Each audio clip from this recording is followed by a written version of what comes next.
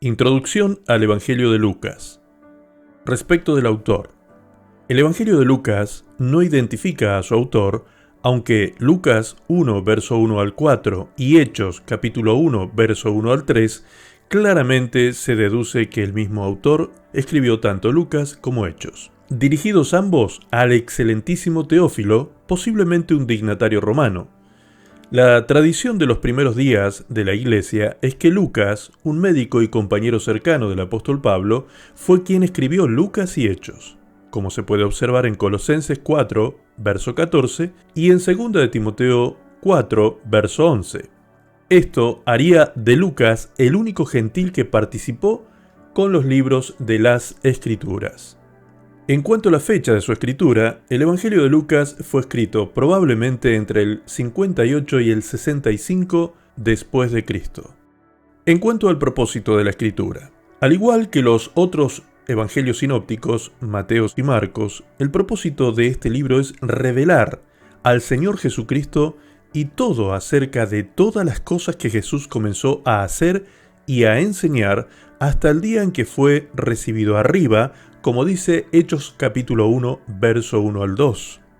El Evangelio de Lucas es único en cuanto a la meticulosidad de su escritura, una narración ordenada. Lucas capítulo 1, verso 3 así lo afirma, consecuente con la mentalidad médica de Lucas, quien con frecuencia da detalles que otros narradores omiten. La historia de Lucas sobre la vida del gran médico enfatiza su ministerio y compasión por los gentiles, samaritanos, mujeres, niños, cobradores de impuestos, pecadores y otros considerados como marginados en Israel. Los versículos claves son Lucas capítulo 2, verso 4 al 7, que dicen: Y José subió de Galilea, de la ciudad de Nazaret a Judea, a la ciudad de David, que se llama Belén, por cuanto era de la casa y familia de David, para ser empadronado con María su mujer, desposada con él, la cual estaba encinta. Y aconteció que estando ellos allí, se cumplieron los días de su alumbramiento. Y dio a luz a su hijo primogénito, y lo envolvió en pañales y lo acostó en un pesebre, porque no había lugar para ellos en el mesón. Lucas capítulo 3 verso 16, que dice: Respondió Juan, diciendo a todos: Yo a la verdad os bautizo en agua, pero viene uno más poderoso que yo, de quien no soy digno de desatar la correa de su calzado. Él os bautizará en el Espíritu Santo y fuego. Lucas capítulo 4 verso 18, 19 y 21 dicen: El Espíritu del Señor está sobre mí, por cuanto me ha ungido para dar buenas nuevas a los pobres, me ha enviado a sanar a los quebrantados de corazón, a pregonar libertad a los cautivos y vista a los ciegos, a poner en libertad a los oprimidos, a predicar el año agradable del Señor.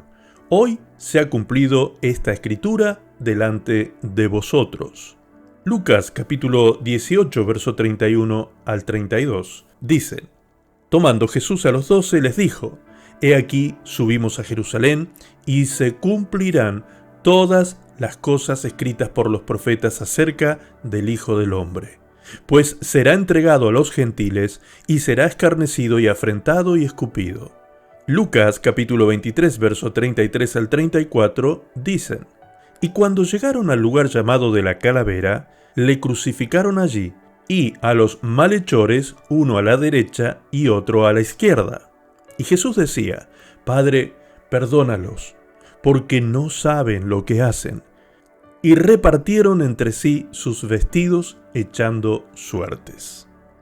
Y Lucas, capítulo 24, verso 1 al 3, que dicen: El primer día de la semana, muy de mañana, vinieron al sepulcro, trayendo las especies aromáticas que habían preparado y algunas otras mujeres con ellas.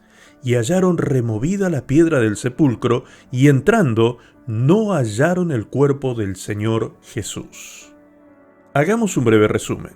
Llamado el más bello libro jamás escrito, Lucas comienza por decirnos acerca de los padres de Jesús, el nacimiento de su primo Juan el Bautista, el viaje de María y José a Belén, donde Jesús nace en un pesebre, y la genealogía de Cristo a través de María.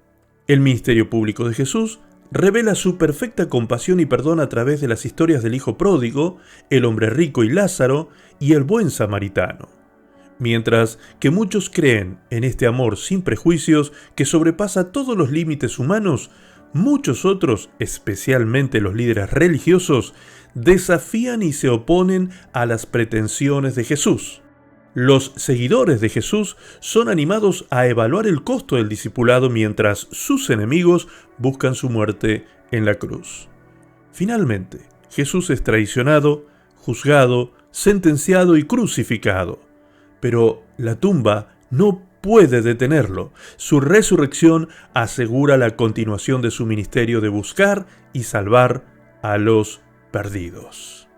En cuanto a las conexiones que hace Lucas con el Antiguo Testamento, se puede observar que, como gentil, las referencias de Lucas al Antiguo Testamento son relativamente pocas, comparadas con el Evangelio de Mateo, y la mayoría de las referencias del Antiguo Testamento están en las palabras dichas por Jesús más que en la narración de Lucas.